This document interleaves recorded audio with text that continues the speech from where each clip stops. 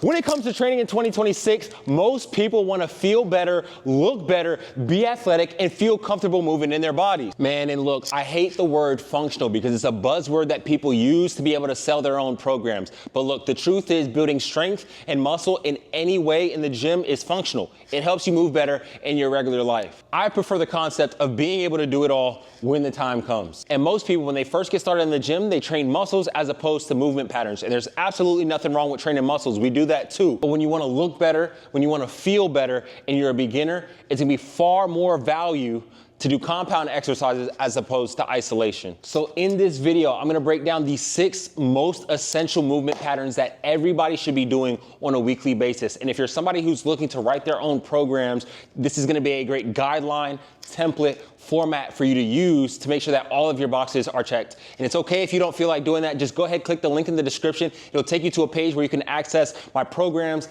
at a budget-friendly monthly cost. All right, enough yapping, let's get to the video. All right, coming in at first place, arguably the most important movement pattern of all 6. We can start off with a hinge. Now there's 2 ways. That could either be a conventional deadlift where we chop the hips and we pull from the floor and we reset. Or we can start from the top as an RDL. This is great for building hamstrings, glutes, lower back, everything in that backside. And it's ideally one of those feel strong lifts where you really build up that resiliency to basically bulletproof your whole lower body, that lower back, and just overall strength. And usually when it comes to hinging, specifically conventional deadlifting, it's far easier for me to have a client step into a trap bar and have them perform a trap bar deadlift as opposed to a conventional deadlift from day one. So if you're looking for a deadlift option that is not so technical, is a perfect variation for a beginner to just build total body, full body strength. All right, getting into the second movement pattern, and this is one that I'm kind of flexible on because it really just depends on the client, but it's gonna be a squat variation. There's a lot of different ways that we can perform this, but probably the most common that you'll see is a heel elevated goblet squat. And that goblet squat is just gonna grab that dumbbell, bring that up and hold it like it's a goblet right out in front of us, close to the chest, and we just squat down as normal. All right, now this is a great exercise for beginners to perform, especially when they're limited on equipment. But part of the issue that you'll notice is that because it's front loaded, you'll get a lot of core engagement. You're holding it with your arms. So then after about 60 pounds for a lot of women, it becomes a lot more in their shoulders and in their arms. For most men, I mean, we can go all the way up to 125, 150. But even then at that point, your shoulders, your core fatigues faster than your legs do. So once you get past a certain point, graduating to something like a barbell front squat, a barbell back squat, a Smith machine squat are all gonna be great, viable options. Now there's 2 things that I wanna address when it comes to performing a squat variation. Number 1, you'll see here is that I have my heels elevated onto a plate. And all that does is just make it a lot easier for me to get down into a real deep squat effortlessly, right? As I slowly descend, because if somebody doesn't have the ankle mobility that allows their knee to go over their toe and shorten this angle in their ankle, then it makes it a lot easier because, for example, here, now I have good ankle mobility to do it, but some of my clients may not. The second thing is I might not even program a squat movement.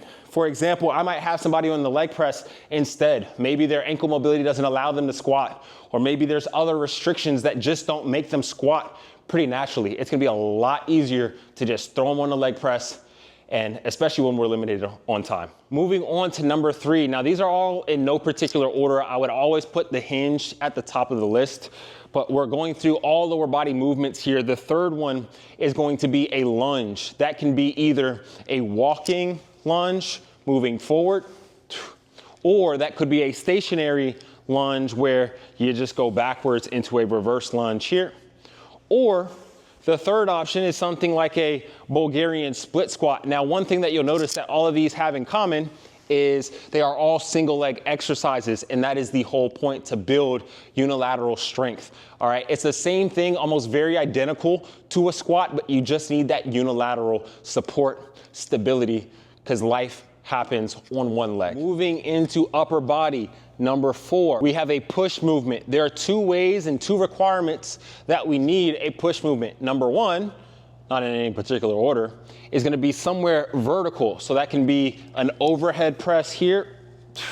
A lot of different ways that we can perform this exercise. We have a machine here. We could go with a seated dumbbell press. You can even grab a barbell, set it up on a landmine, and press diagonally this way if you don't feel like you have the full range of motion to be able to get your arm completely overhead without compensating, flaring the rib cage, or arching the back. Now, the second push option is gonna be a horizontal push. That could be a barbell bench press, dumbbell bench press, or even a push-up is a great option if you don't have much equipment. Now, all of these exercises here are gonna work your chest, your shoulders, and the back of your arm or the triceps, all right? When we start talking about a bench, a flat bench, the further on an incline you get, the higher up the chest you go. When you're completely upright, that's gonna be all shoulders here. That's the highest point in your upper body.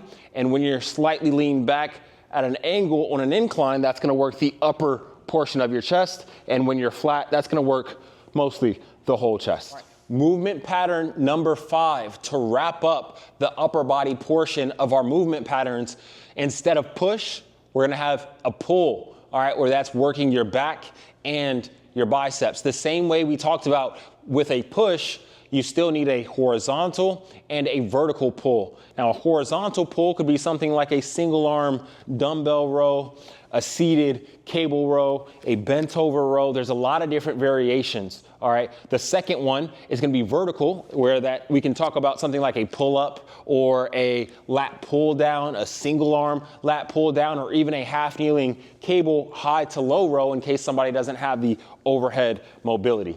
All right, all of that's gonna be, again, working your back and your biceps. And lastly, to finish off, we're gonna have a carry. Now think about this as like basically just carrying your groceries. Having grip strength is very important. When you're 60 years old trying to open a jar and you don't have enough grip strength, that's gonna be a problem. All right, so this is really just working the forearms, core stability, lower back, posture, just to maintain that balance. Now there's an added bonus where we could do 2 weights in one hand, or we could do something like a suitcase carry, which is just carrying 1 weight, and you have to resist that lateral bend, which requires a little bit more core engagement, a little bit more stability as you're walking and carrying. And you wanna grab something where you can hold for about a minute or so and then progressively increase the weight. Those are the most essential movement patterns when it comes to weightlifting in the gym, especially when it comes to training as a beginner in 2026. This is, again, a great template, a great format